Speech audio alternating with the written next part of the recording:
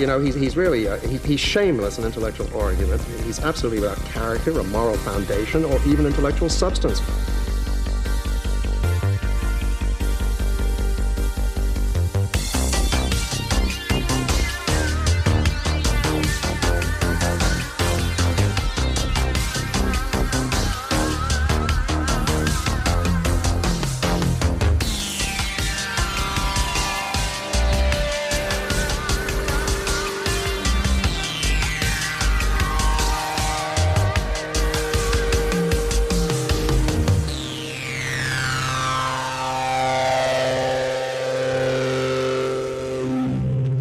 So welcome back to the Getting Lit podcast. Last episode, we discussed Alice Munro's Who Do You Think You Are? And this episode, we're doing something a little bit different. We are talking to another book media content creator, whatever you might want to call it. We are here with Cliff Sargent from the Better Than Food booktube channel, I guess you would call it. Welcome, Cliff. Thank you very much for having me. Pleasure to be with you guys. Thanks for joining us. I reached out to you. I don't know why I reached out to you. I was saying before we started recording that we have some kind of thing going on where, like, whenever we're doing a book, you will always have done it like a week before, or something. So I'll always like research something. I also think that maybe the publicists reach out to you and us at the same time as well, because you did Emily Russo's recently, and we did Emily Russo's recently, and it's possibly true. I think I've been meaning to do that one for a while, though. So I've been aware of it for some time. Yeah, I thought it was terrific. Yeah. I just wanted to talk to you about what it's like doing stuff on YouTube as opposed. We just do stuff on podcasts. We can't be bothered editing videos and things like that. So when did you start, and why did you start? I started in 2014, in October of 2014. Because I needed some sort of project while I was it's not a happy story. I was living with my stepfather, who was in the process of passing away from cancer. And so I was taking care of him at this house in a kind of relatively rural area. And simultaneously, I was working on trying to get an adaptation of a Georges Bataille novel off the ground in this really I've heard about this, and I want you to elaborate on this at some point. But yeah, sure, yeah. I at that time I was steeped in doing that and getting the rights for that and trying to get this whole crazy project off the ground. But I have this whole other thing going, and I decided to, that was very large, and I wasn't working on anything that I could do right away. And so while I was taking care of my dad, I decided to start talking about the books that I enjoyed and I thought were cool on YouTube. And it was very, very casual in the beginning, very flippant, very like whatever. I'm just going to talk some shit and act like an asshole on YouTube. And gradually it kind of turned into like, oh yeah, I could go a little deeper with this. And it's sort of evolved over the years. And I just got it. The response wasn't major in the beginning, but it was just enough to keep going. And I started discovering that there were all these people like around the world who were interested in the same type of literature. And I was like, whoa, this is a whole thing. I was inspired by, what Fantano did with the needle drop. I watched that in the early days. I dropped off a long while back. As many did. Yes. Yeah. Well, some people just started listening recently. No comment. No comment.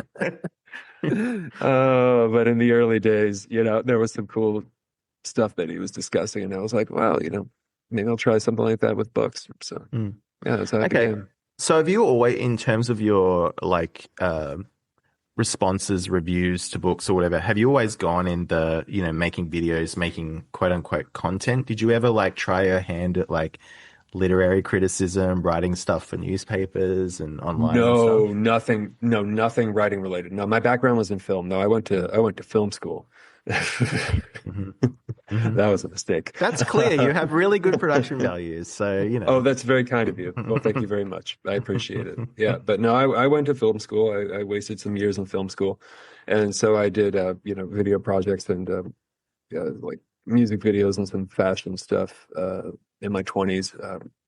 But never really, really professionally outside of like freelance gigs and stuff and some editing. So I had these things that I could do. I could shoot the basic video with just myself, bedroom project, and just edit it and talk about something. And so I decided to put it out there and see how it went. But no academic or formal writing experience whatsoever. No. No, that's great. Like, and I think we have the same sort of philosophy, like you were saying before, how you just had very kind of casual sort of responses to it. We're sort of the same. I mean, I have studied literature, but like that was many moons ago. And I really don't think I bring it into it. Like we're very kind of like, here's our impressions of it. And we use it to jump off to kind of other discussions, which you sort of do a bit of that as well, which I think is really cool. No, thank you. How do you go about why did you choose YouTube especially? Was it just the kind of combination of your particular skills in making this stuff, like videos and stuff like that? Yeah.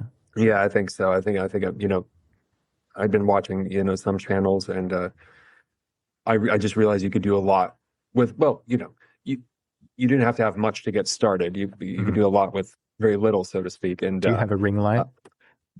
Do I have a ring light? No, I don't have a ring light. Have I ever had a ring light? I want to know. Or I want to. You can get them really cheap now. I want to remember, rather. Yeah. No, I don't think I remember those days. Yeah, everybody had the shit in their eyes. Oh my God. Yeah. I found that kind of demonic, to be quite honest. But because it looks like Black Mirror thing. Yeah. Yeah, 100%. Yeah, has there ever been like a good satire of the ages of YouTube videos like so far? Because now it's been going on long enough that we have like all these the tropes, right? I remember when I used to have one, and and this was like back when it was first starting. Like I think didn't it start in like 2005 or something like that? 2005, like really early. Like that, I think it was like a year after that I had one, which was like, I'm so glad it's like been purged from the internet because it was so bad. It was just like really dorky skits and stuff. But I never got to the ring light era. But yeah, I wanted to get into the nuts and bolts of like the YouTube stuff as well, because I don't know if Fresta is, but I'm really fascinated by this. Like, so do you have a schedule of like you're reading this book and then you make a video, and then at the same time you're making a video, you're reading 2 other books and got other videos planned, or is it just sort of off the cuff, like what you've been reading and you just make a video? Like what's the process? There's definitely a schedule, but it's completely chaotic because I've discovered along this journey, and please tell me about your guys' experience as well. It is really fucking, can I say fuck? Yeah. That's cool, right? Okay, killer. It is really... I'll pass, no, please don't. We'll get banned. We'll get banned. Yeah. I wouldn't anyways, of course. But the gauging how long a book is going to take, Yeah, it's impossible. It is impossible. Yeah, 100%. 100%. It can be like a 70-page book and you're like, I'll read this in an afternoon. It takes you a month. And then a 300-page book you read in 2 days. 100%. Absolutely. Yeah. You can have an idea, right? But, when you have to get content out on a specific schedule, which I do, because on Patreon, I only charge by the creation. I don't charge monthly. I just charge for the work that I put out. So I have to get this quota of work out every single month in order also to just keep the views going and keep the channel alive. And sometimes things can just take longer than expected. Oh, perfect example, like fucking Maurice Blanchot's Thomas the Obscure. It's like this thick. It's like nothing. It's like razor thin.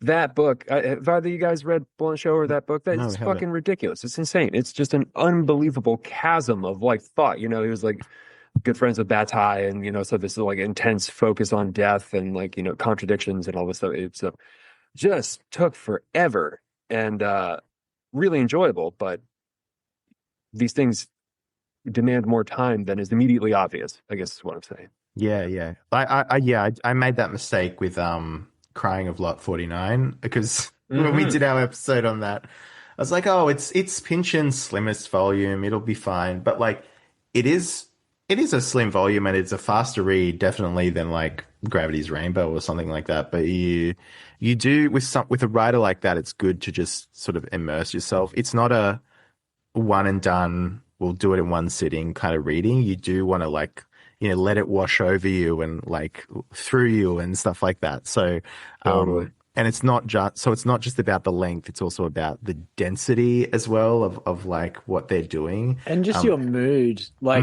there's just certain times where something will hit you and you're just totally in the mood for that. And you could read a Dostoevsky novel in like 2 weeks or something.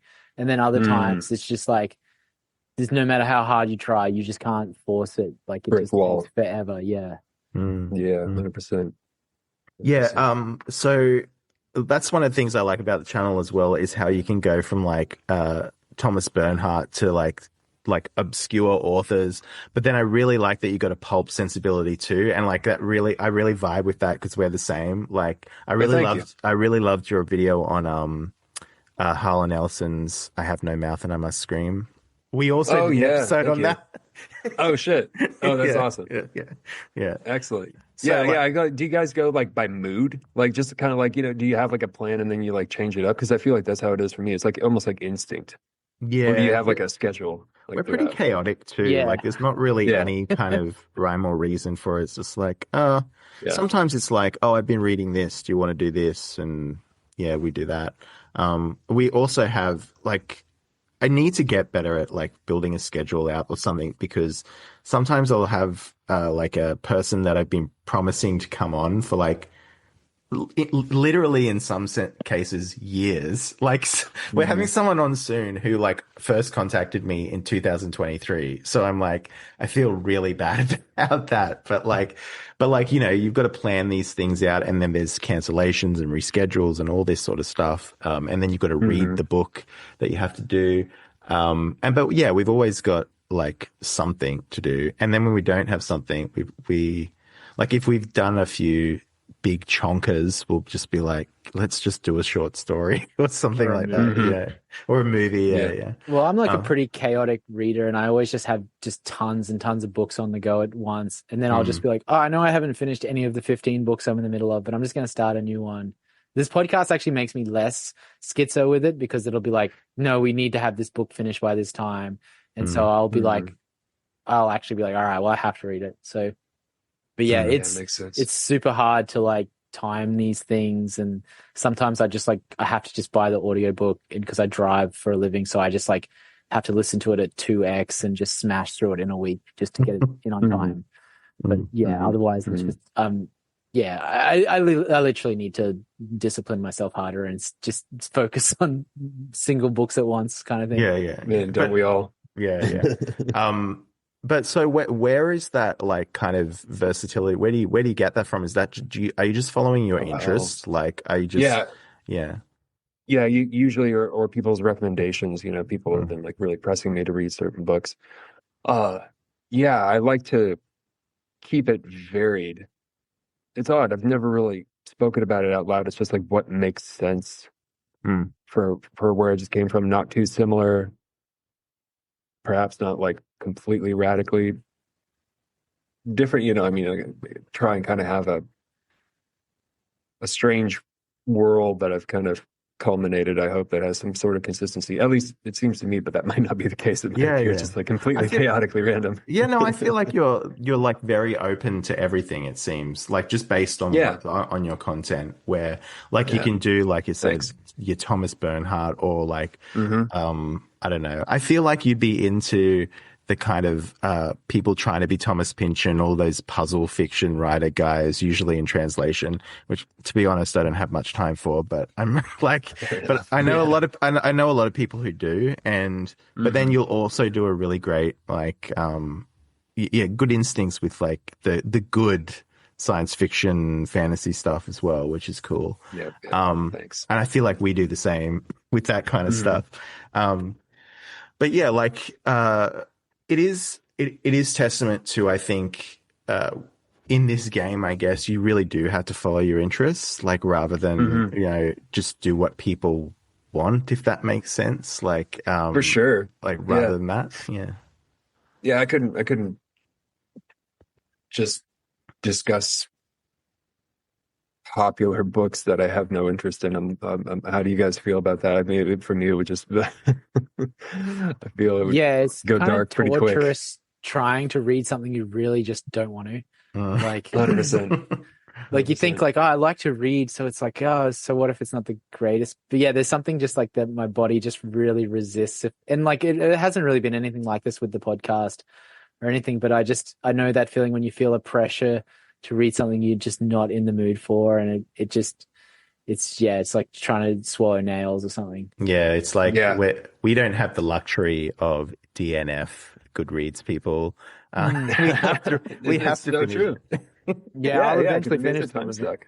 Yeah. I mean, anytime, like, I don't think it's happened very often, but anytime we've read a book that like one of us hasn't liked, it's pretty much been, oh, this is crap, isn't it? Or like we've just sort of been open. It's still about content in it. Yeah, it's still content. Like, but I mean, there hasn't really been anything too bad that I can think of. Other than this is something that we can like maybe have a bit of drama about, because I think we recently read Burroughs, who Which one?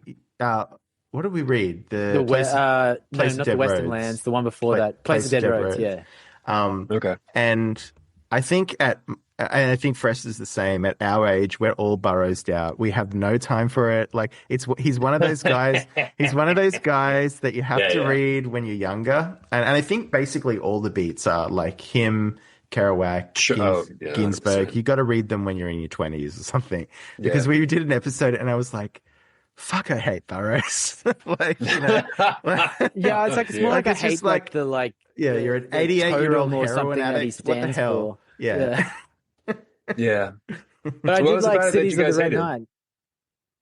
Okay. Sorry, so Cities of the Red Night was good. Oh, I was just asking what did you guys hate about it? What was so grating?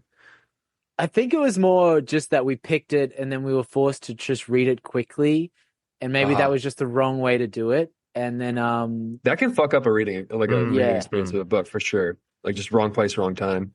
And then it was all just the like kind of like the fucking churches and the killing dogs and stuff. It just had this kind of, I don't know, like we were definitely being edgelord before edgelordism. Sure, right, exactly. Yeah. We were definitely being curmudgeons about it. So not to say that like I don't think he is worthless. I think he actually is a very important figure in like the Western canon and stuff like that. I do too. Yeah. It was more a very subjective reading for us, I think, and we were just both aligned at the same time as like, fuck, wish we'd picked something else kind of thing. Yeah. Yeah, but usually we're on the same page, even if we hate it. Like our hatred's on the same page. That's convenient. Yeah. Did you watch that movie Queer, the Guadagnino one? No, with it was so boring. I mean, again, I might be. How do you make gay sex boring? That's what I want to know. Guadagnino is tough for me, dude. Yeah. Like, how do you make gay sex boring? Yeah, I wouldn't be bored during it. Well, I never am. Yeah. No, I got it's up and down with that guy. You know, I feel like I enjoyed I Am Love back in the day with Tilda Swinton, and then I think his swimming pool adaptation was basically just like made for that one scene with fucking Ray Fiennes dancing around like a maniac, which was kind of great, and that was easily like the best part of the film, and everything else was kind of like, you know. Guadagnino and the Suspiria. I don't know. Are you guys Guadagnino fans? I liked the Suspiria remake. Yeah, me too. Although I didn't understand I hated what was it going actually. on. I couldn't stand it. I couldn't stand it. But then, you know, I was a fan of the original. But then I watched the original not too long ago, and I was kind of like, huh. You couldn't stand it either. I remembered. So I don't know who I am anymore, man. On the rewatch. I remember liking the original when I watched it, and then I rewatched it, and I was kind of like, this is a boring fucking movie. Whereas strange. the Guadagnino one, I mainly liked a couple of scenes in the Guadagnino. The one where it was like that ballet dancer just like mangling herself like a witch. Yeah, that was horrible. That was the best part of the film. Yeah, for sure. And then when there was like the fucking disgusting witch with like the rotting tits and shit, I was like, whoa. But then when they were just talking about like Germany or some shit, I was like, I have no idea what's going on here. Oh, it lost me with the giant mound of flesh near the end where it, like cackling or whatever. I was like, it just kind of like it started. You were kind of like you could see the set almost, and I was just like taken out of it completely. And I was like, all right, well, there goes that. Challenges was a banger though. Like that's just a Never fun saw that movie. one. It's Yeah, just it's a fun. good one. Like it's just driving, pumping, just like it's like if you ate ecstasy and watched that movie, you would have the best time of your life. Noted. I think if you did that and watched any movie, you'd have the best time Yeah, of your probably. life. These days, you'd fucking die of the fentanyl. All Oh, over. Yeah. Jesus.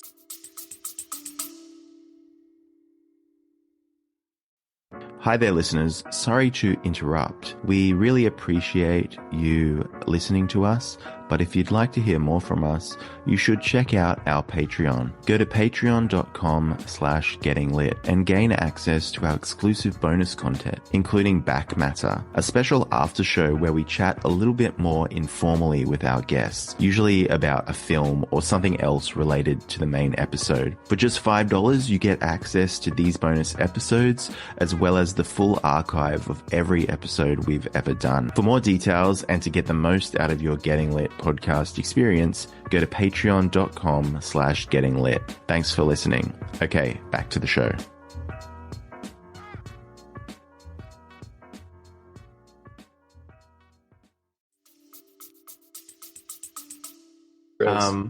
Man. I also Sad. like actually I don't think, have you ever done movies? Because you were a movie Yeah, I guy. used to. Yeah. Yeah, I did back in the day. I stopped it because I was just focusing too much on the books, and it's a lot to do videos. So I kind of had to choose my battles. But yeah, man, I used to really love film. I went through the whole process of trying to make the Bataille thing. Oh And yeah, then let's kinda go into got that through now.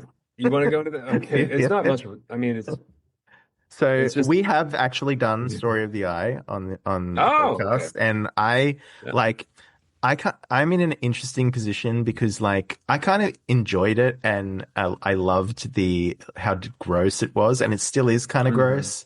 oh sure, And you know, it was written in, when was it written, in the 20s or something? Possibly. 28, I think. Yeah, 28 when it was originally published. Yeah, and yeah, so many like really compelling images in it that like I can see why you want to adapt it, and I'm surprised that no one has before.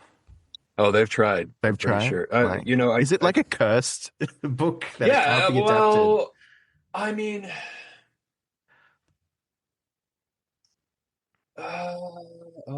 that's an interesting question. Yeah, I mean, to get it right, which I definitely had anxiety about, and I don't know if I could have pulled it off. To get it truly right, to Bataille's, you know, the culmination of his thought, or as close to it as you could get, would be extraordinarily challenging. Like, I mean, there have been adaptations. There was one, I think, in the 70s called Simona. I only watched like clips of it.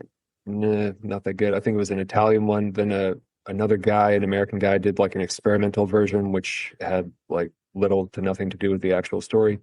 So nobody, I think, has ever tried to do it to the level of the actual book, you know, with all the outrageousness. So, with the eggs in the eyes, what have you. But it seemed like I was I was isolated in Japan when I was like 22, about 45 minutes by train outside of Tokyo. I was visiting my mom, who was working over there on a naval base. And I read that book on the plane over, and I got completely obsessed with it because I just thought, you know, the imagery, and it was obviously explicit, but there was something going on. You know, the first time I read it, like, I was reading it in Powell's in Portland, Oregon. And I just like laughed out loud in the cafe. I was just like, you know, this is Everyone like has the fucking same, ridiculous. yeah. Everyone Sure. has the same thing. Like you read it and you're like it's sort of no, preposterous. it's ridiculous. It's funny. Yeah. It's Well, yeah, it's a because you're funny just book. under this context of like reading it now, you're like, this is like high literature. This is like real French literature. And then it's like they're bobbing for eggs in the toilet or something. Exactly. Yeah. I'd be curious, like, what is like your, like, how are you going to make what was your idea for the film? Because now you say, I'm just thinking like you would have the bullfight and then just keep flashing back between like gross sex stuff with eggs and stuff going up people's asses or whatever happened in it. Like, what was your kind of vision for it? It was a really kind of extravagant period piece.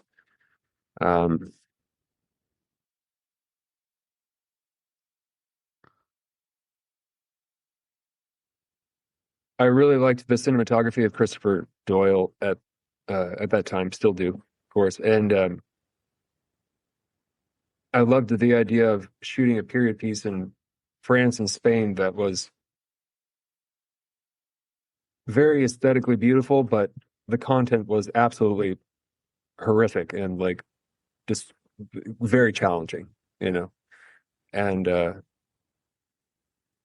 I had an aesthetic kind of in my head, but I wanted to ride the line. I wanted to ride like that razor's edge he's got going between beauty and horror and disgust and shame and all these things the entire time. And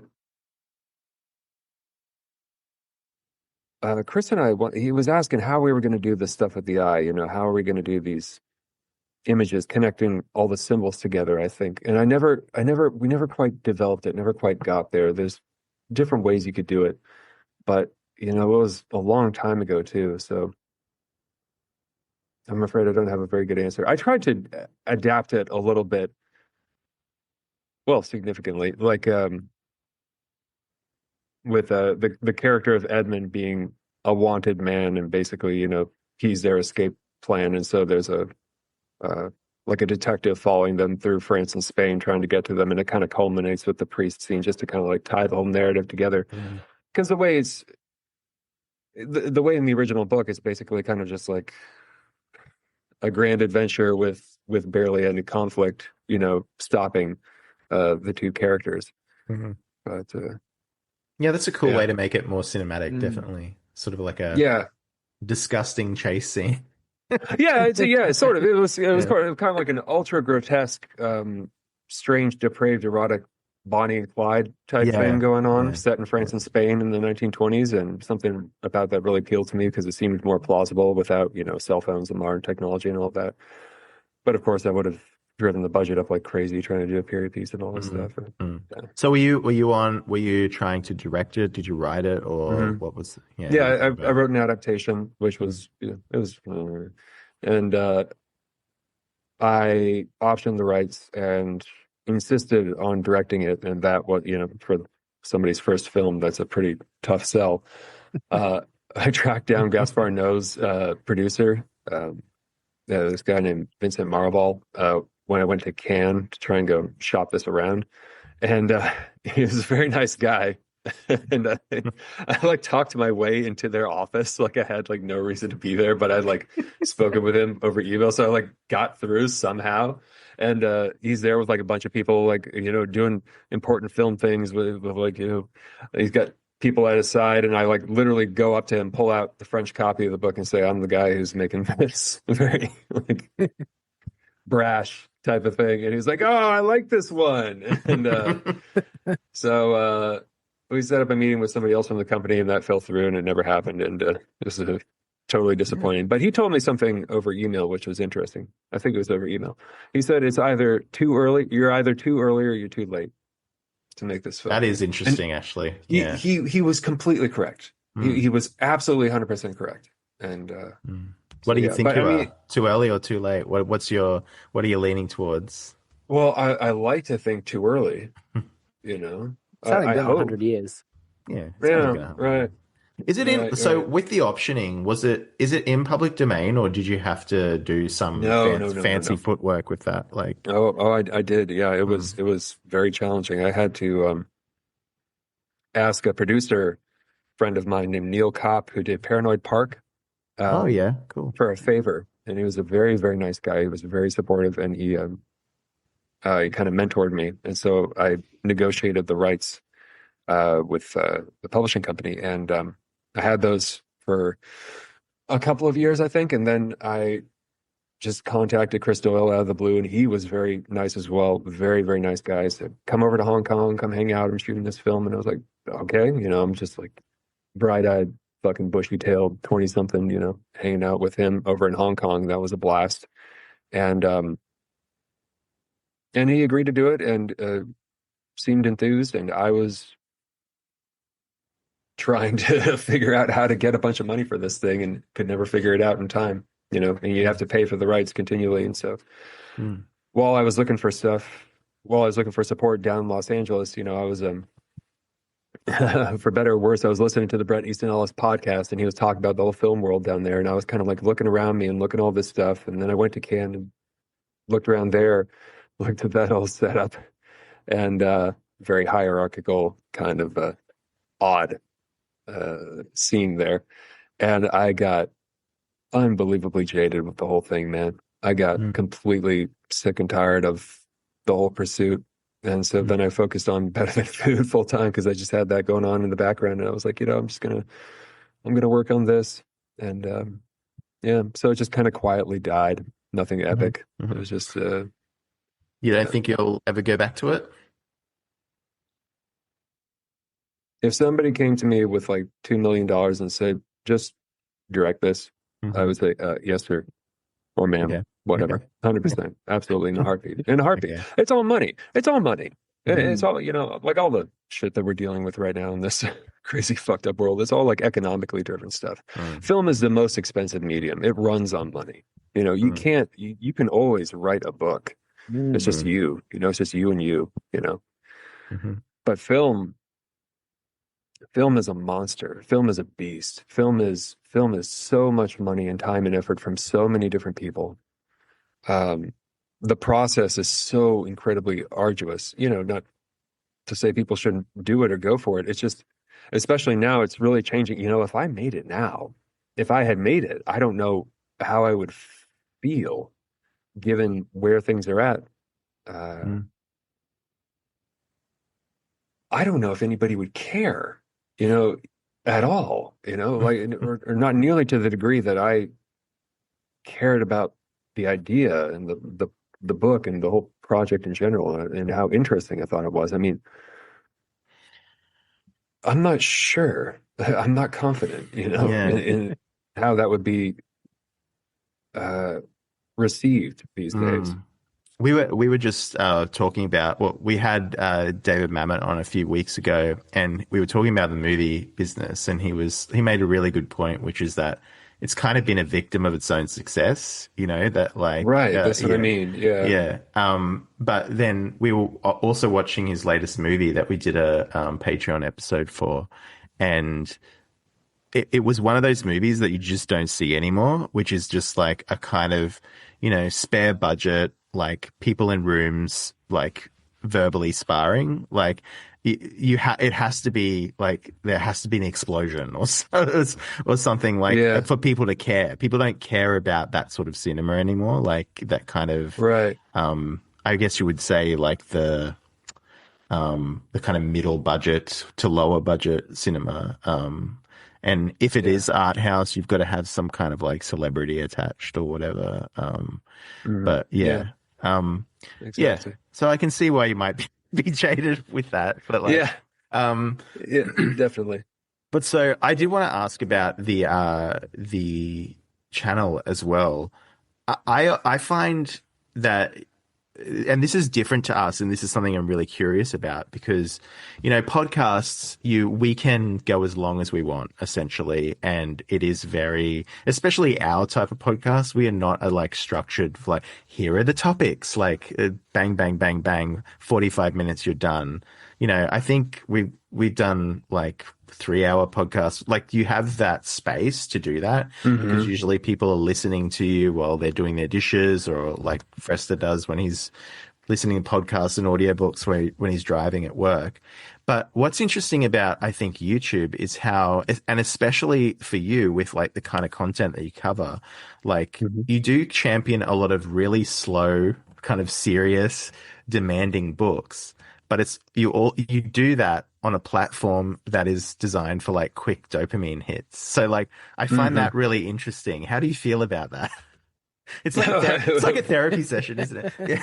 How do I feel about Yeah.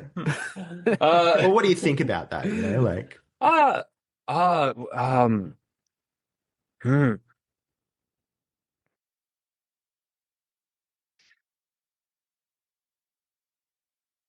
The people who will respond to it, I think will find it. It's certainly not for everyone. And I can definitely be long-winded. I do some things to kind of try and grab people, so to speak. But honestly, I think they're all kind of failures at the end of the day. Because, it's like the people who are really going to be interested in, when you get to the kind of the heart of the thing, it is going to be a discussion, a monologue, just me. I mean, you can see it reflected in my success over doing it over like 10 years or whatever. It's like, I don't have like 2 million subscribers or anything, so it's definitely not for everybody. I I guess I cater a little bit, but I'm pretty deliberately stubborn with the way I present the whole thing. I've sort of just done like the same thing for the most part, like since the beginning. And like when it's working, it's working. And when it's not, it's not.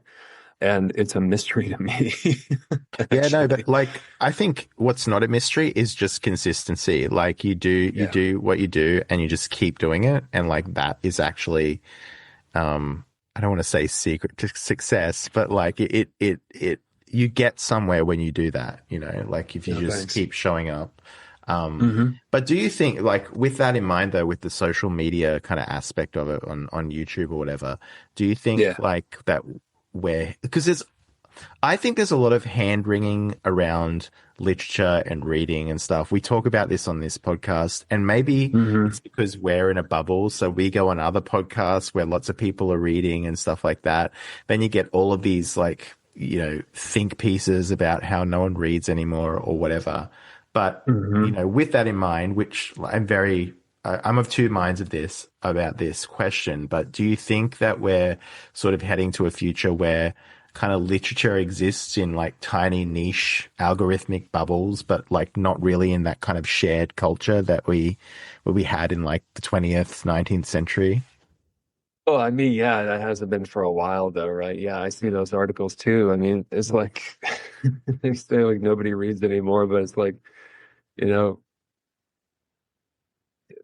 they're here, they're hanging out around the channel, it's like I talk to them, they're there. It's like, well, men don't read anymore. It's like, yeah, there they are. They're commenting, they're talking about this shit, is it I don't know if it's like ever been like popular like within like the wide culture. I don't know if I've ever experienced that in American culture where it's like people are like discussing the novels that they're reading, it's like or at least maybe they are, but popular stuff has never really appealed to me. So it's like I don't really care about a great deal of the new stuff coming out, You're not a romantasy fan? Yeah. In the closet I am. Yeah. No, dude, I can't. I was trying to think of an author to make a joke about, but I can't even think of one. Well, look, the easy target would be Sally Rooney, but I think see, I didn't even know that. I champion Sally Rooney because she's actually better than people really? give her credit, I think. But anyway, oh, is that true? I did a 3-part series on Sally Rooney's books, so it's all in that. But yeah, I think you're right. And I think also it's a very specific kind of time that people have this like perception used to be throughout all history or something that like it just ended in the 21st century. But it was like, I feel like probably mid-century than 20th century, where like literature kind of got, I don't know, more popular consciousness. But I think that was mostly because of the movies, because lots of movies adapted like great modern literature and stuff. I think there's something to that as well. And as movies have died, like the kind of cultural consciousness of the big books has sort of like gone downhill as well. I think it's all of a piece. Yeah. I don't know what you guys think about that. I agree with you. It's broadly speaking, yeah, it could probably just be blamed on the internet and social media, but it just seems like such a cop-out answer just to say that on my part, it's probably part of the large, complex landscape that we're dealing in right now. Feels like kind of just like a regression to the mean kind of thing, like where it's not like 400 years ago everyone was reading a novel because most people couldn't even read then. Like, so it's just like there was a brief window where novels and that was super popular, like, and probably peaked in like the 50s or something. And then it's just been a decline back to just the normal, like there's probably more people reading nowadays than they did 400 years ago, but it's just like, it's only like a smaller percentage or whatever than what it was in the 70s. So like, they're just like, yeah, men don't read anymore, but clearly millions of them do, but we're on a planet with billions of people and most of them just like look at their phone. Mm. Yeah. Something tells me, it's kind of depressing.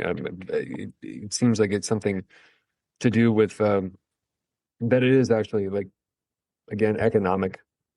But it seems as if people had more time back in the day and probably an education that prioritized reading serious literature much, much more. It was more important. Yeah. Yeah. What was that? I said IE was good. Like IE was good. Yeah, exactly. No, 100%. Yeah, like an actual decent actual education. good Yeah. education. Yeah.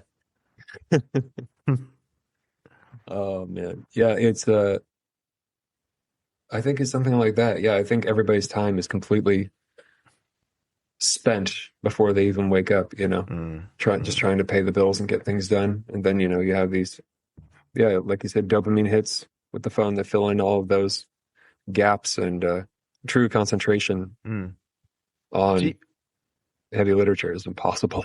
Yeah. I don't know if I've got this a lot, like doing this for a few years now, but do you ever get people like contacting you, being like, I haven't read for ages, where do I start, sort of thing? I've gotten so many messages like that. Like, and I think there's like a yearning or like a need to like, they feel like they should get back into it. Yeah. I feel I'm not sure. Maybe not so much these days. I think I did more so a few years back, like when the channel was getting started.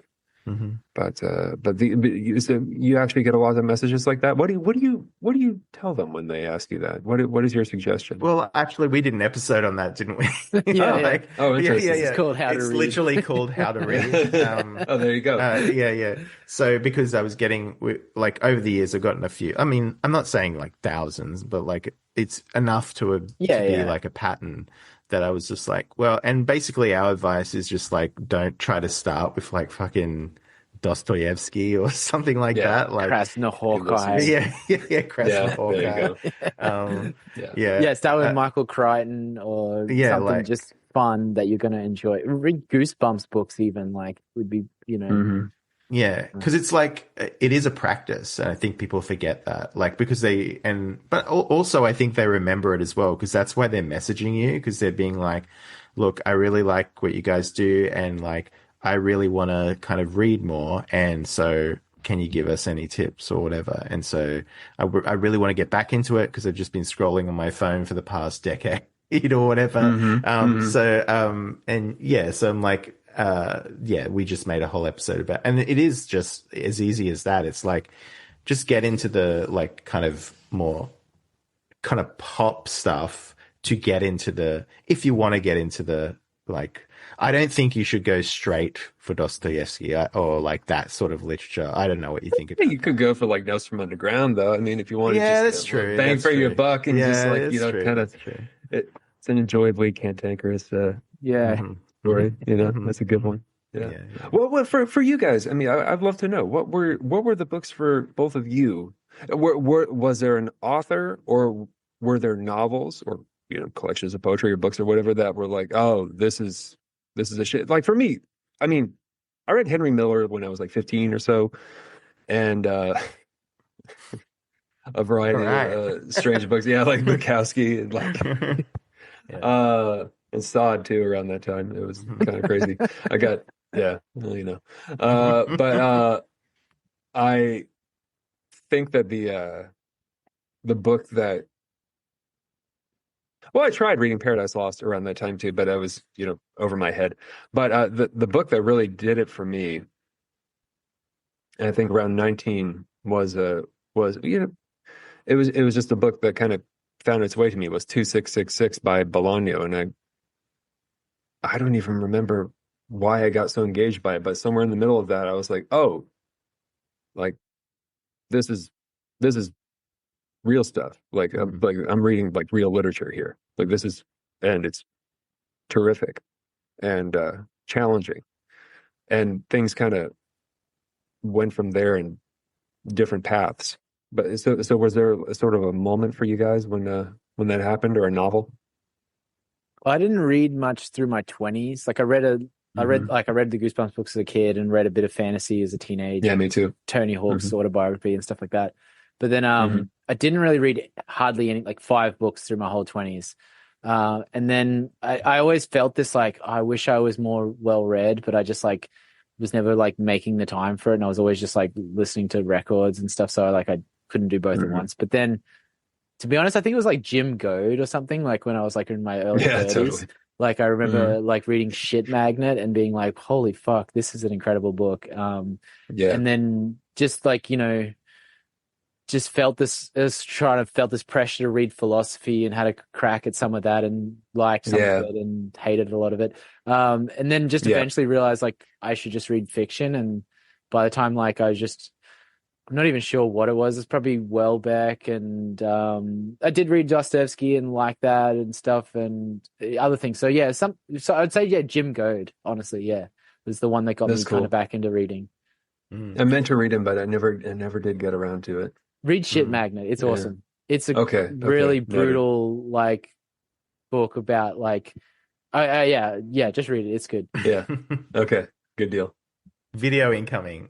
Yeah, right. Well, actually, I was gonna say that's how I heard of you was not Jim Goad, but you reviewed Adam Lira's book Communions, and you went on his podcast. So that was when I first found out about you. Yeah. So cool.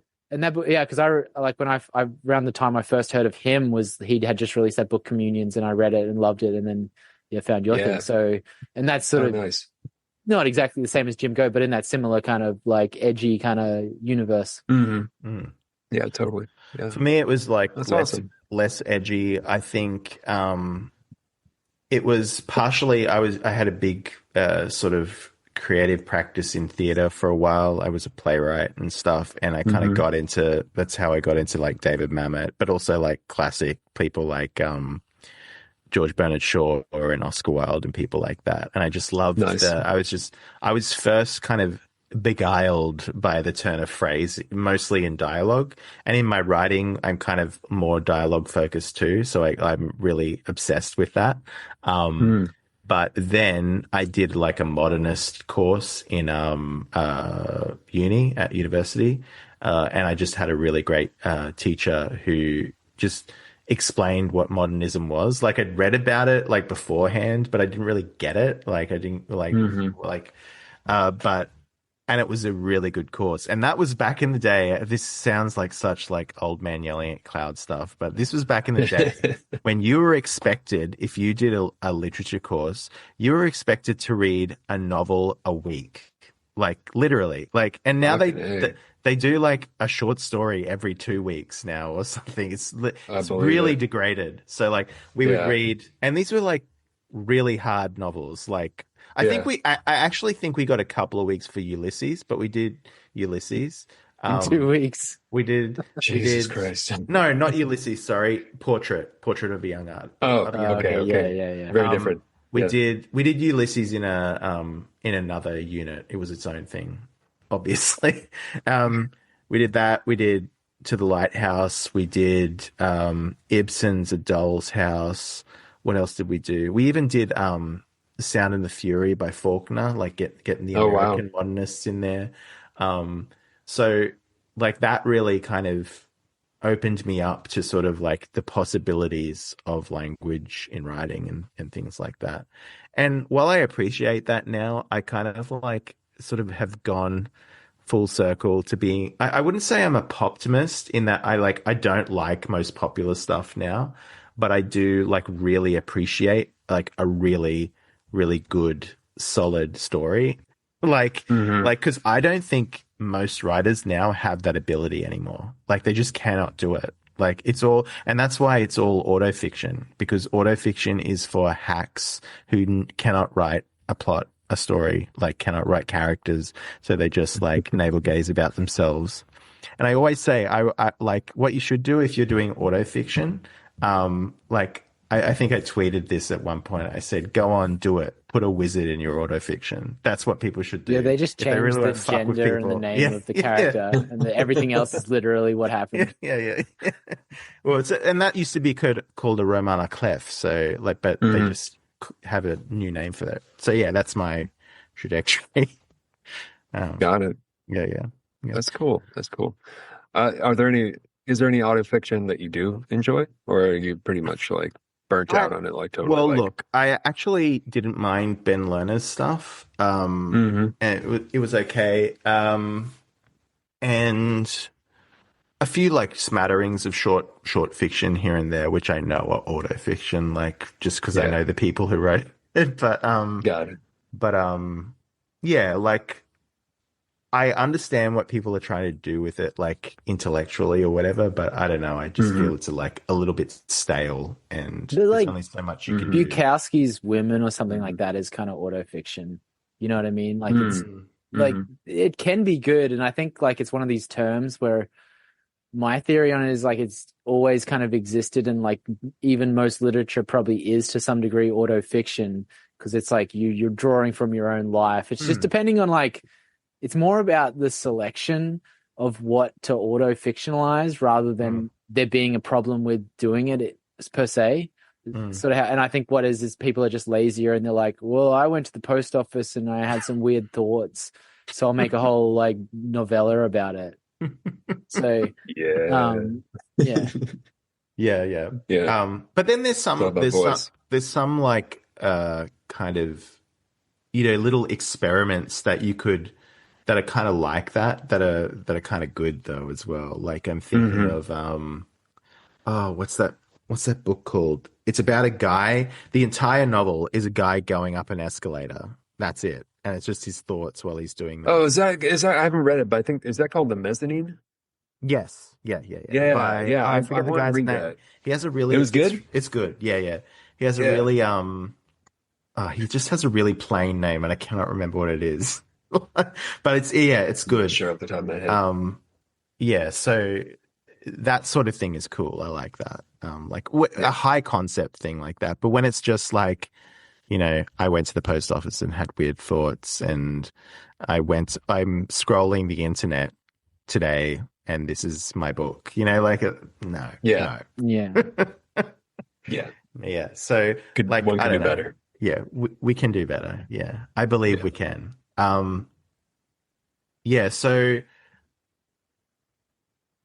So like one thing I wanted to ask you as well is what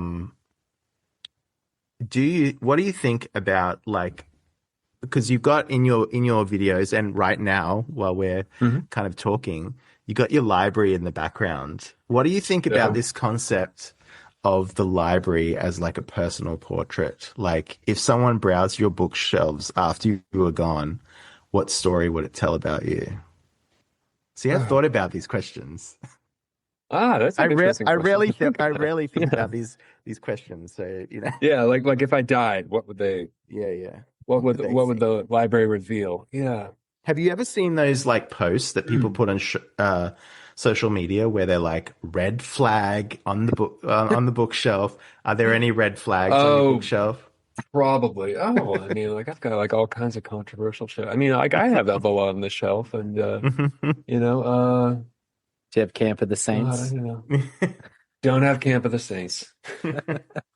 Preston was just telling me he was reading that in public today. No one knows what it is. And his girlfriend was like, "Don't read it in public." No one knows what it is. She wouldn't know what it is if I didn't tell her. Right. I know. I didn't know what it was until very recently, actually. Yeah. It's fairly obscure. Yeah. It's just like I found it for $10 in like this libtard bookstore. Like, and they didn't know what it was. They put it in the fantasy section, and I was like, no, this is like reality. No.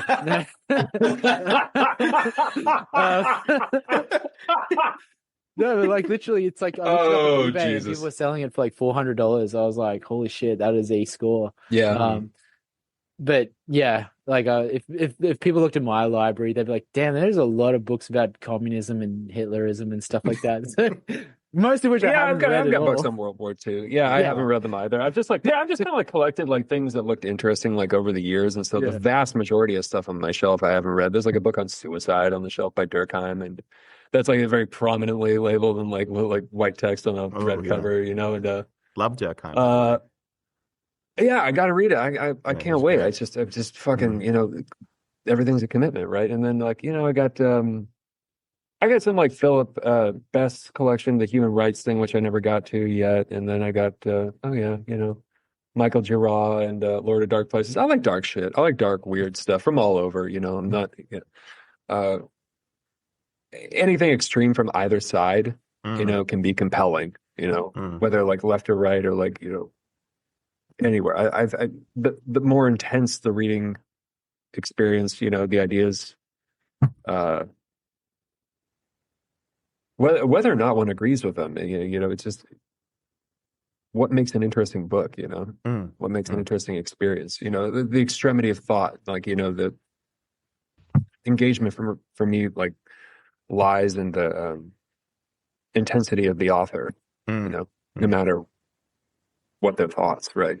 Yeah, exactly. Like we kind of feel the same. Like when I started this podcast, like pretty much we were trying to, you know, champion and like talk more about transgression because I felt that there was a lot of sort of bloodlessness in a lot of discussion about books that like it was just all very kind of like, what does this mean socially? And like it not really getting at like the blood and thunder of like like literature. There was so much there, you know, that no one ever brings to the fore. Like, and they can talk about a lot of books that have a lot of kind of, you know, that kind of stick to your rib, you know, and like, but they don't talk about that quality a lot. So that's sort of why we went there with. But then now it's sort of like we just pretty much read anything, don't we? Yeah, like, yeah. But you know, I do still love a transgressive because, like you said, I'm really interested in extremity, like going to the extremes and like how you do that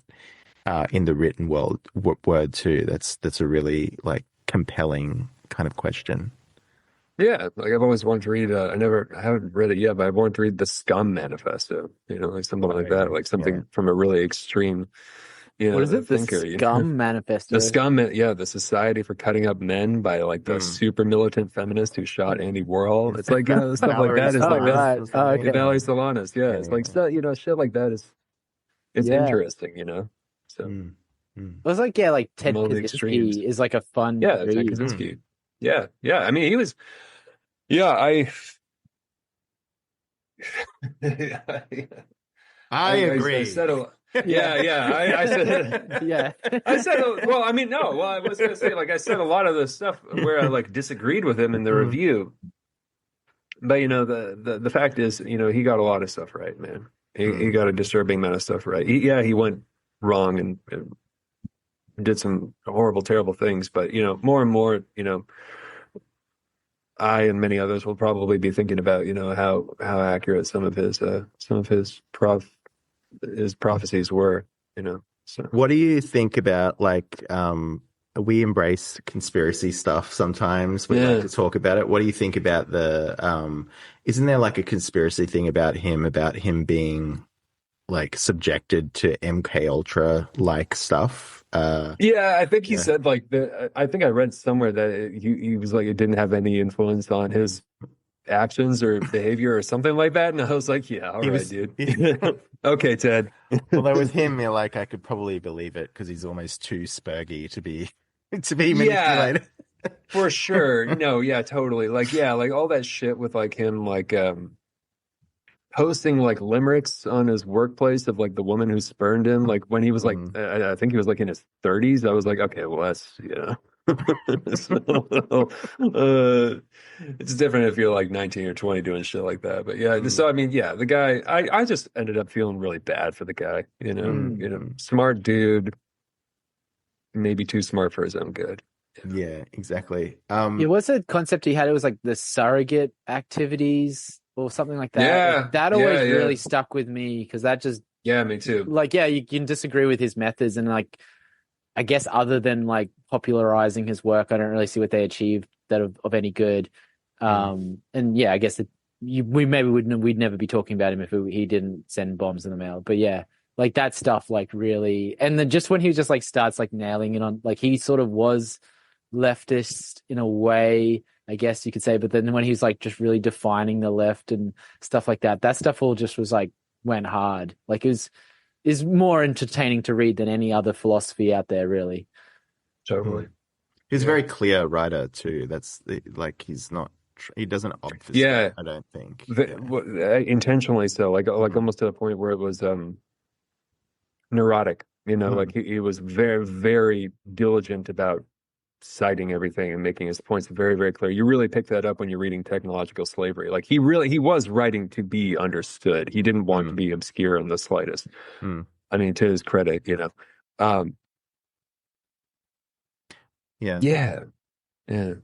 Strange guy.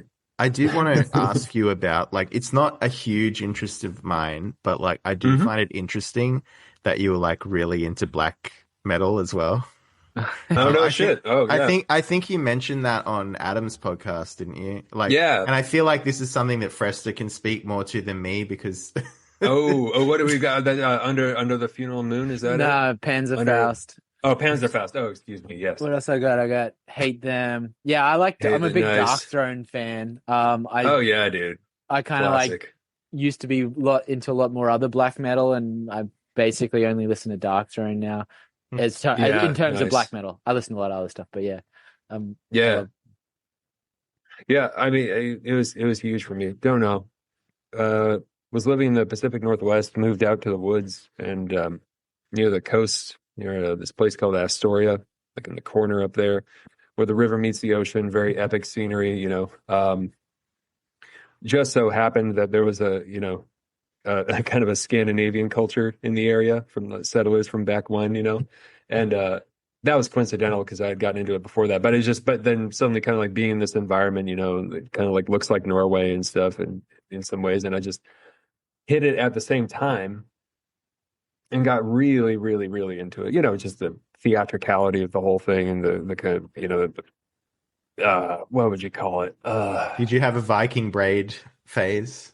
Oh God, man! I was so into it. I probably could have been convinced at the fucking time. I had the long hair and shit. I had like the Thor's hammer necklace, the leather jacket. Yeah, I think I might have had a Thor's hammer necklace at the time. Yeah, that was It was like picked up from like the little kitschy Scandinavian shop downtown and shit.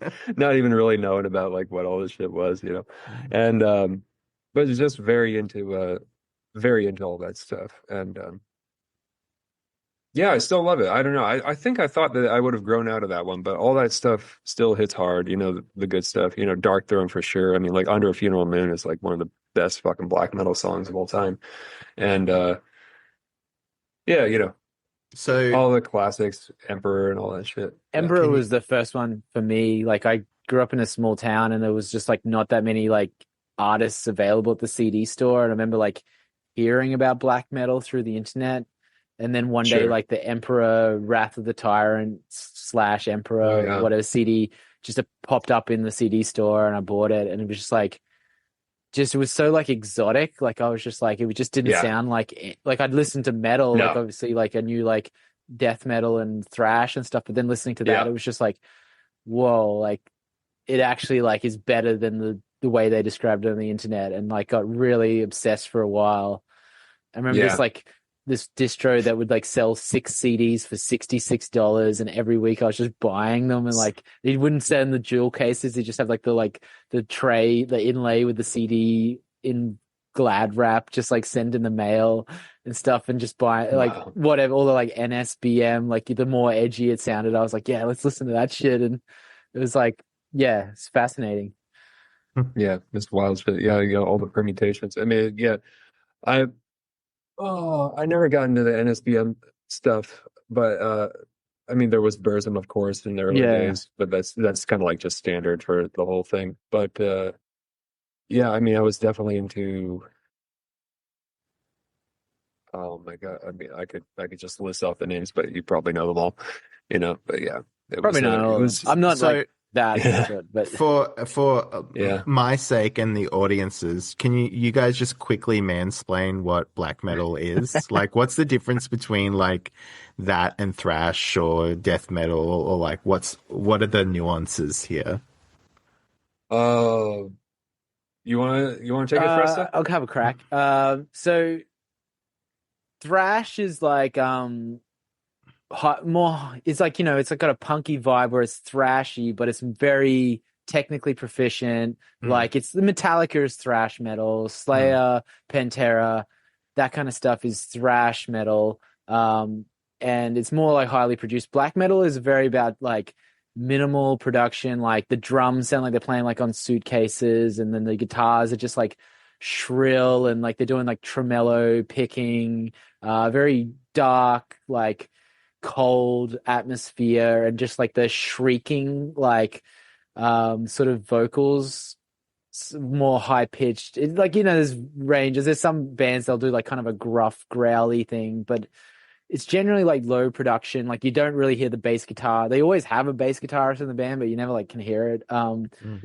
So that's essentially, and yeah, like it's obviously like generally like satanic, but there's different permutations. There's like folk black metal, Viking black metal, pagan, what have you. There even is Christian black metal, as I've heard tell That of, is but true. I've never listened to it. So yeah, Not it's have I. just yeah. That would be rough. You know what? I'll affix a Dark Throne song or something to the end of this episode. I All think. right, all Yeah. right. Yeah, Yeah. it's very, very much about like atmosphere, Yeah. Okay, cool. deep, dark atmosphere, unholy, Satan, death. I Hmm. mean, it's interesting trying to distinguish between like death metal and black metal, and like because there's a heavy overlap in themes, but the sound, I don't know, like there's something like more like would it be too much? I don't even know if I agree with it. Like classically, like romantic about black metal. There's something Yeah. there, which is like It's very uh, dramatic, and it's like yeah, black and white covers with a guy shrieking at the moon kind of thing. Like it's yeah, like it is total drama nerd stuff. Like they're like painting their faces up in like the corpse paint, like which yeah. In the looks, woods, like the band Immortal is always clowned on because they look ridiculous, and Yes, they're holding like they a do. baseball bat covered in spikes and shit like that. Yeah. Like even when I was like getting into it, I would like watch those videos of them like running in the fucking mountains and shit. I mean, it was like I could tell it was ridiculous, but then at the same time there was this other half of it, which was like that, you listen to like some stuff by Bathory, Mm. uh, or Mayhem, and there was some of them really did manage to communicate that obscure, strange feeling, like the French stuff too, like Legion Noir and all that, and the fucking.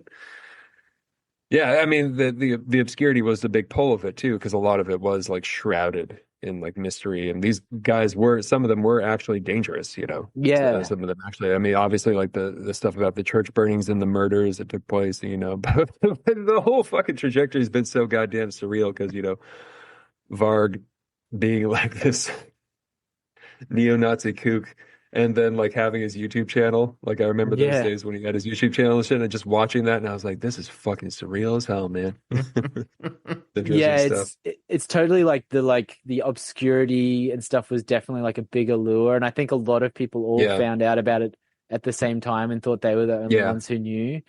And then now it's like it's total like just nerd dominated. So like yeah. you Well, just yeah, and like speaking of Varg, didn't like Dasha have some like beef yeah with Varg or something at one yeah point? she had a I Twitter want to know battle. about this. I didn't know Yeah. that what happened. This is really interesting. I That's don't She really know. fucking funny. she had a picture or something, and it was like her dressed as like a milk churner or something, and someone was like, This is already funny. someone was like Yeah, put it up something about like it being like return to traditionalism, and then Varg was like, there's nothing traditional about being a fucking whore covered in makeup, and then she was just like, you're a fucking murderer, just fuck off, kind of thing. Like, and he was like, I only killed a communist or something, and she's like, you went to a Swedish prison, which is basically a library or something like that. Yeah. It's you look it up, it's much funnier than what I'm saying. That's pretty fucking funny though. Yeah. But that all kind of makes sense with like a lot of the stuff that you cover as well. Like you were saying before, you're into transgression and like darkness and obscurity too. Like I think that it's all of a piece. I do want to ask you, like, because you sometimes do classics as well. Like, what do you think is the most overrated classic you've read? Ooh, like words coming. Let's see. I got to think of my answer for this too. Yeah, no, and for us, I'd love to hear yours as well. I'd love to hear both of you guys. I mean, like so. Look, oh god, that's good. Okay, that is a hard question. That is really. It is, yeah, man. Because like some like you hate, in my case at least, but like they're well written, and it's like, yeah, it's well written, yeah, just you can see why I got the attention and shit. I mean, I really thought, and I don't particularly have anything against Fitzgerald, and definitely not against people who like Fitzgerald, but I did think The Great Gatsby was bloodless when I read it. I really thought that it was just kind of DOA, just for some reason. Totally big fan of Hemingway, but The Great Gatsby, for some reason, just left me really like cold as a corpse. And let's see. I didn't enjoy Crime and Punishment nearly as much as I would have thought I did. Or I thought I would, rather. And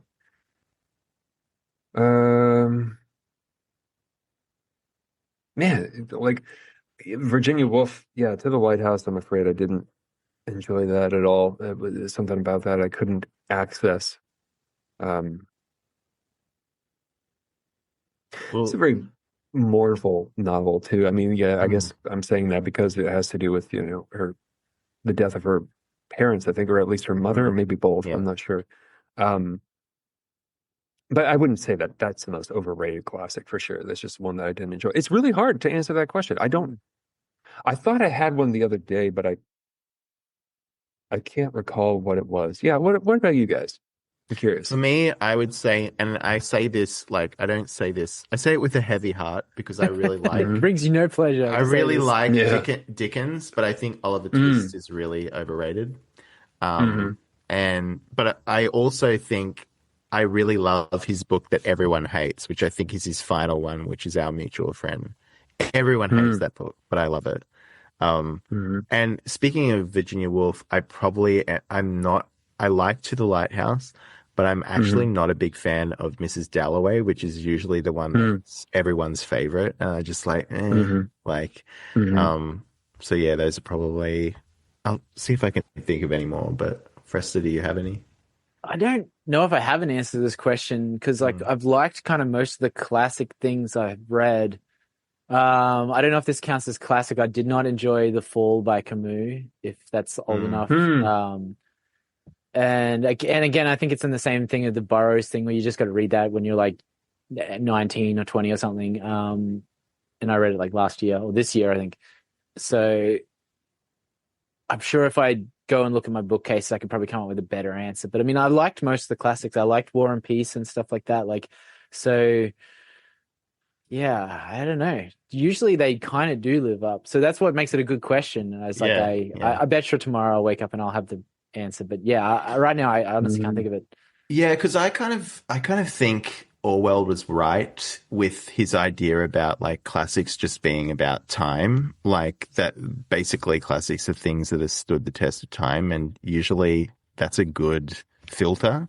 So it's not like modern books where like you'll have 100 books or whatever a year or however many are published, and lots of them are going to be like very few of them are going to be classics, and classics by their very nature are not crap. So because they last. But I don't know what you guys think about that. Yeah, I kind of think I'm wrong if I don't like it. Yes, But that's a good attitude to have, actually, I think. but Yeah. like, I don't know, like if I'd read something, like I have a feeling I'm probably not going to care for God, I can't even think of a name. Like, what's the Jane Austen or something like that? I feel like I'd probably be bored reading it, but then maybe I'd be surprised and I'd really get into it. I don't know. Like, so I tend to sort of like the stuff I have a feeling about, that it's not that it's bad, that I'd find it like whatever. Not going to read the Forsyth saga or something like that. Like, you know, so as Bret Easton Ellis says, not for me. Have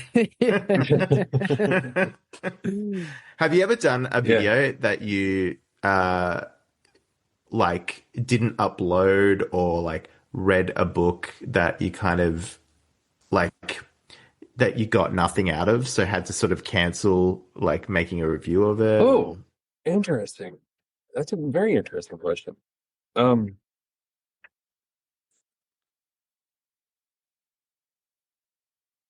I don't think so, just because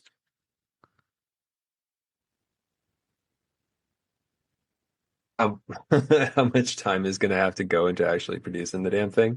So if it's really like, I will, DNF whatever, something, if I can tell pretty quick that it's just not going to fly, like it's just you're not going to make it. No, I don't think so. Not that I can recall. Yeah, because it's a, you don't want to waste your time, especially when because you do this full time, don't you? Yeah, I do. So, yeah. As so of now, it's one of those. So when did you start doing it full time? It really took off around the pandemic, like 2019. The crucible of so many like internet content projects. Yeah, really. Yeah. There's a big kind of like, ooh, tapering out. So we'll see. But it's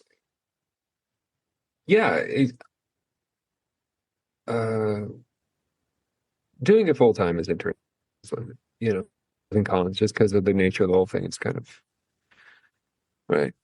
So do you find that like it's weird, isn't it? Because like I mean we don't do it full time, but we spend a lot of time on it. But so like it's weird that you don't have a boss, and also you kind of like you've got to be very, very kind of strict with your time, because otherwise you're not going to get a vacation. Like, because you have to keep the content coming, so you have to bank things. If you like having two people is good though, because you can do that much more easily. But in my case, it just never stops, and it's actually a problem.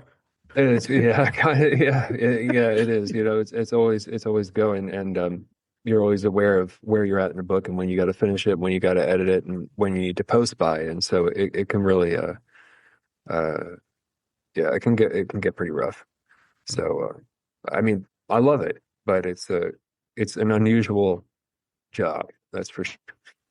You're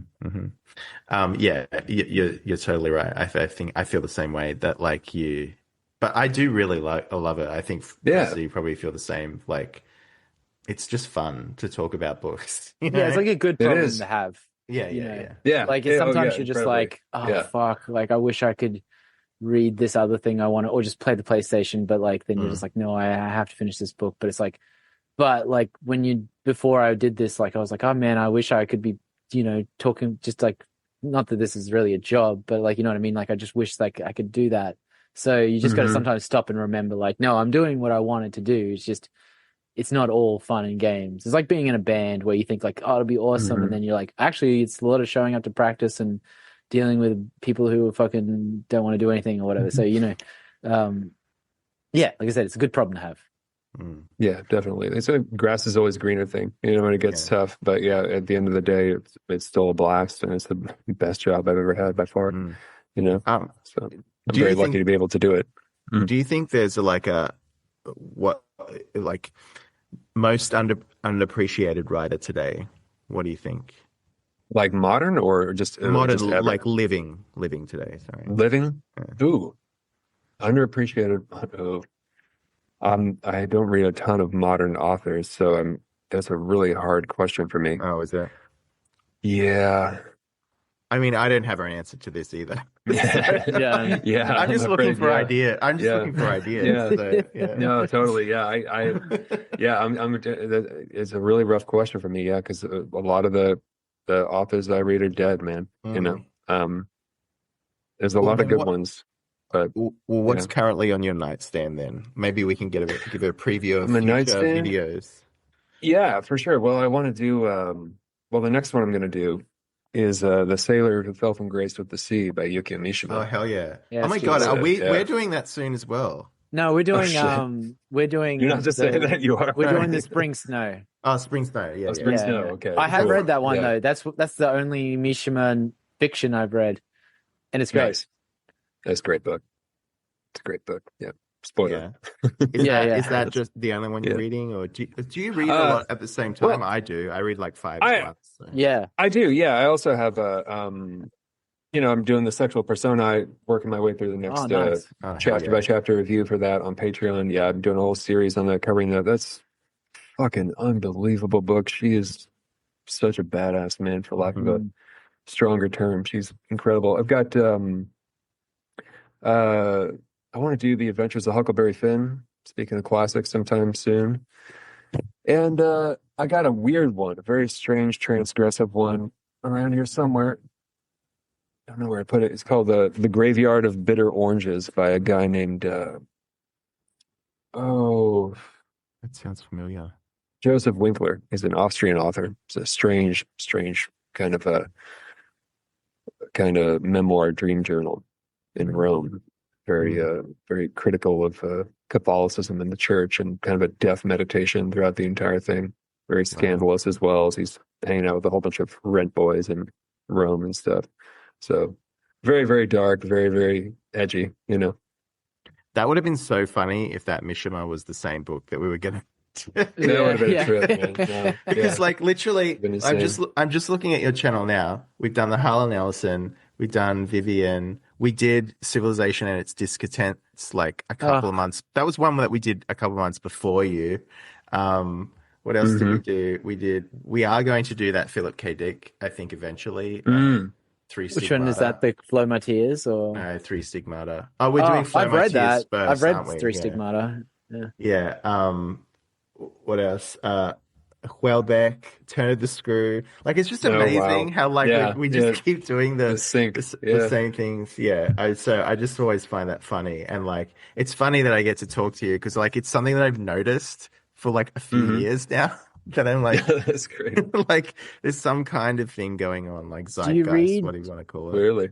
Do you read anything that you don't YouTube about? Like, do you just have books where you're just like, this is just for me at the moment?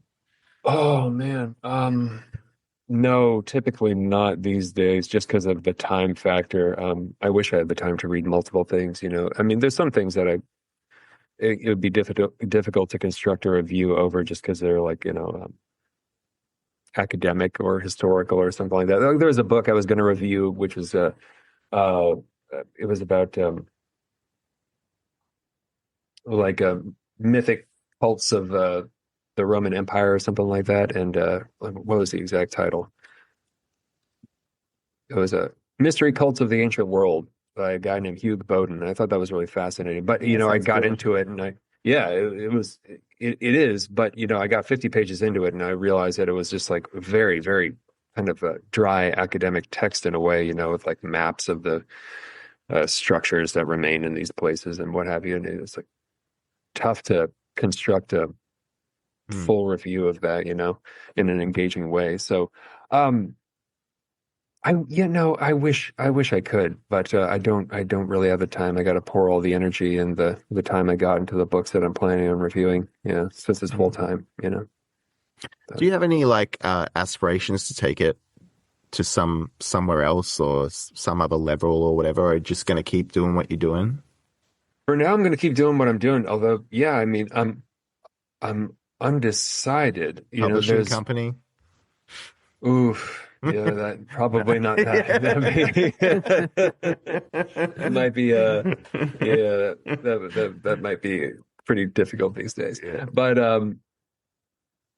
I would like to write eventually, but that, that's a whole as a thing in itself. I'd like to do a book of my own of reviews or essays. But that is a long ways off, and it's tough to find the time to take it to the next level. I'm open to suggestions too.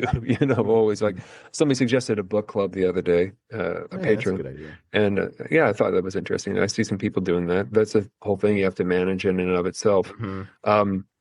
I was going to do that, and then I decided against it because of all the management involved. That's the thing. It's like there's all these ideas that would be cool, but if it's just like you or like a small group of other people, it's like it's really I'm trying these days not to promise too much, because it's I can get very excited about things, and I can say, oh, I'm going to do this, that, and the other, and then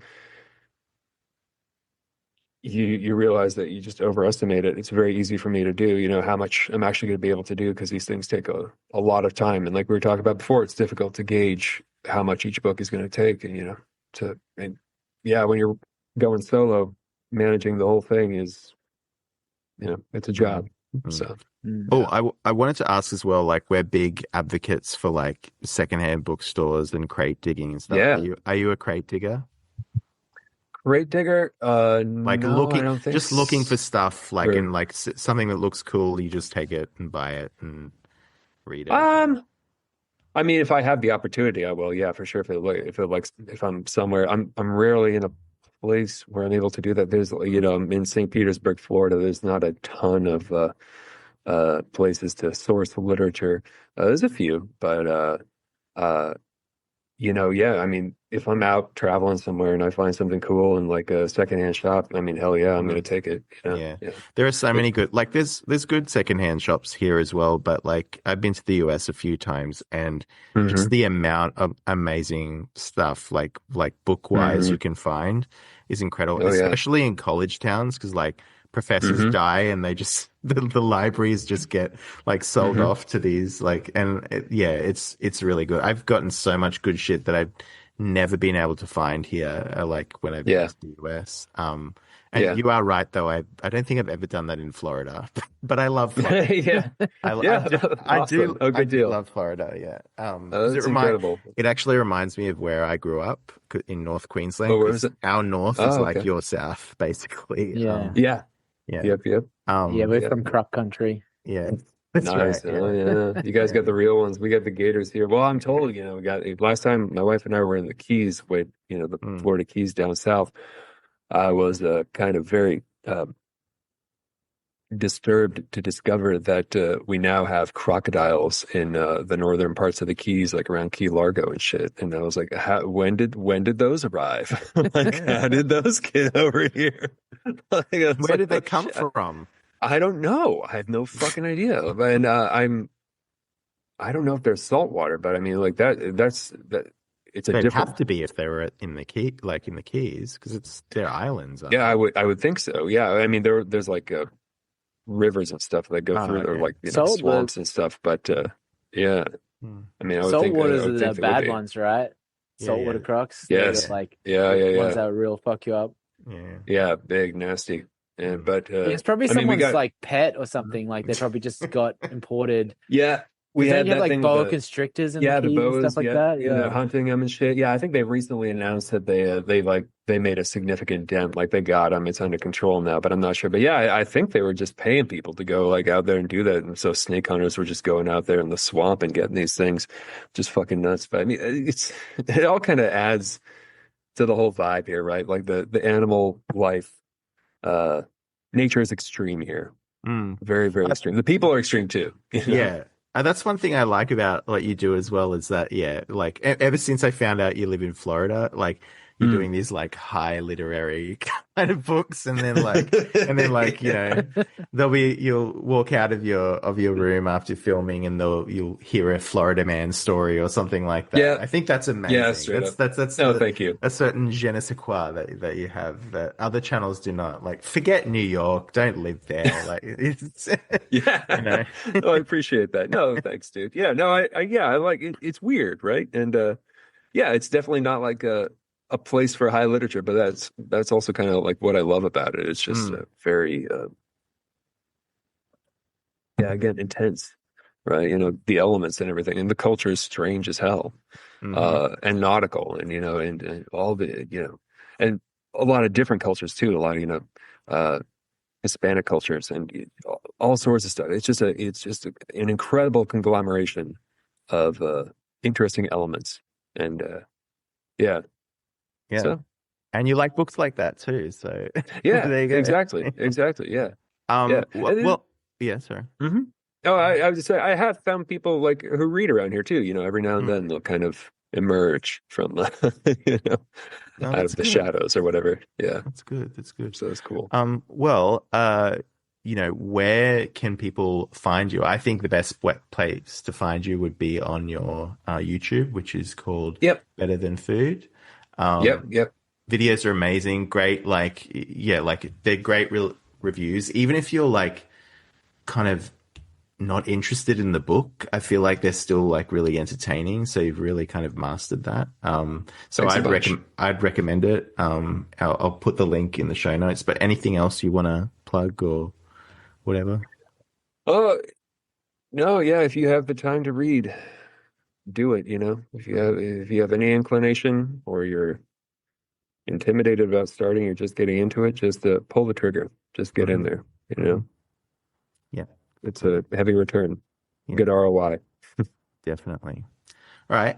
Thanks so much for joining us. You'll have to come on again and we can talk about anything. We could talk about anything with you. Cliff. Hell yeah. I would love to. It's a pleasure to meet you both and speak with you both. Yeah. Thanks for having me. Awesome. Take care, guys. I'll talk to you later.